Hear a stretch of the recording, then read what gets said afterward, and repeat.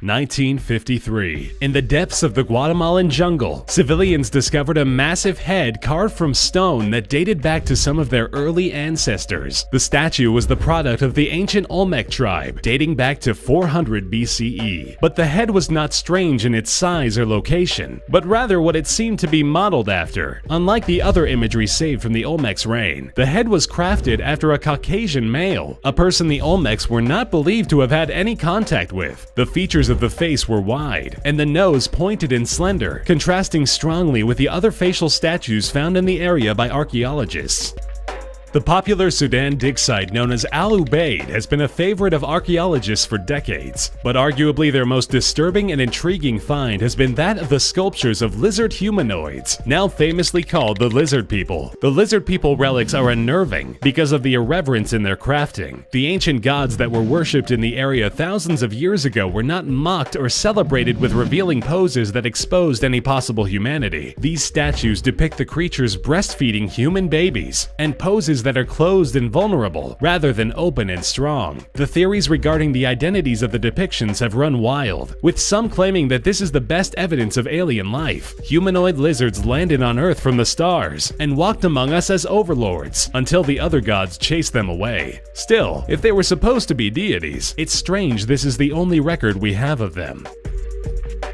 While paintings have always been rife with odd imagery due to the political stances of many artists, no one can quite figure out what artist Ventura Sarembeni was trying to say in his work, The Disputa of the Eucharist. While most of the altar painting is what religious individuals contend is normal, a section of it featuring Jesus Christ, a dove, and what is assumed to be God, displays the three playing with what looks like a satellite or spaceship. The painting, created in the 16th century, seems to be a possible look into the future, and also bears an odd resemblance to Russian satellites. Another artifact of confounding mystery, the Pyrenees map was created by an Ottoman admiral in 1513 that accurately mapped out South America, North America, and Antarctica in relation to Africa. The shocking part? Many of those places had not yet been discovered and mapped out at that point, including Antarctica, and Race had no way of knowing the correct distance from South America to Africa. At the time of the publishing, many assumed that South America was a continent directly across or slightly above Africa, despite the fact that so few had even managed to travel there. While Race apparently used a lost map of Christopher Columbus for his reference to North America, historians are still stunned by his seemingly unknowable knowledge in regards to the rest of the world.